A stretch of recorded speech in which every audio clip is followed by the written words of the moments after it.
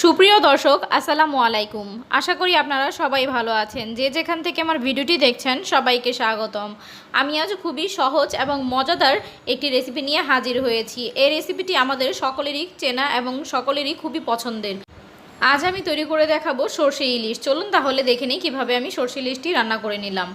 সরষে ইলিশ রান্না করার জন্য প্রথমে আমি একটি বড় সাইজের ইলিশ মাছ নিয়েছি। আমি মাছটিকে ধুয়ে পরিষ্কার করে নিয়েছি।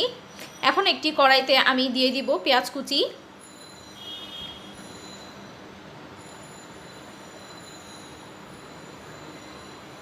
দিয়ে দিব 1 চা চামচ লাল মরিচের গুঁড়ো, 1 চা চামচ হলুদ গুঁড়ো, 1 চা চামচ লবণ, আর দিয়ে দিব তেল। এখন খুব ভালো করে এটাকে আমি মাখিয়ে নেব। আমার মনে হয় সরিষাটাকে কষিয়ে রান্না করার থেকে এভাবে মাখিয়ে রান্না করলে কিন্তু অনেক বেশি মজার হয়।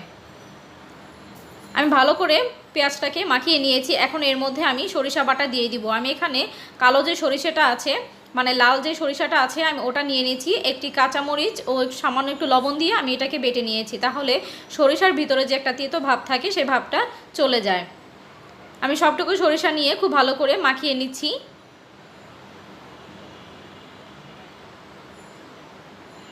মাখানো হয়ে গেলে এখন এর মধ্যে আমি ইলিশ মাছগুলো দিয়ে দিব। আমি সব সময় যেভাবে ইলিশ রান্না করি, সরষে ইলিশ রান্না করি, আমি আজ ওইভাবেই আপনাদের সাথে শেয়ার করলাম। আমার কাছে কষানো থেকে এইভাবে রান্না করলে বেশি ভালো লাগে। সবগুলো মাছ আমি সরিষার সাথে মিশিয়ে নিয়েছি। আমি মাছগুলো একটু বিছিয়ে দিচ্ছি।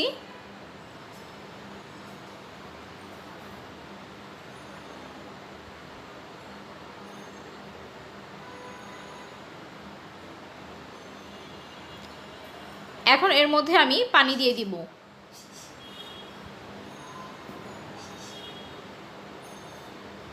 দেখতে পাচ্ছেন আমি কিভাবে করে নিচ্ছি।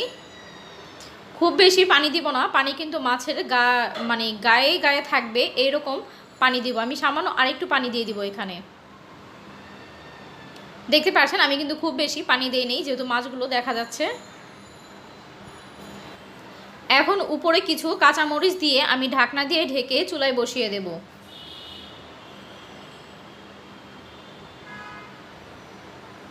একটু নেড়েচেড়ে মরিচগুলো মিশিয়ে দিচ্ছি।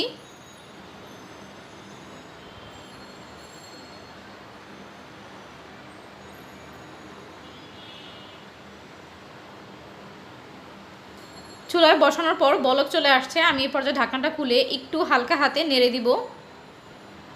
মাছগুলো কিন্তু খুবই নরম থাকবে, তাই খুব বেশি নাড়া যাবে না, আস্তে আস্তে করে নাড়তে হবে। এখন চুলার আঁচটা কমিয়ে দেব, মাঝারি আঁচে রান্না করে নেব।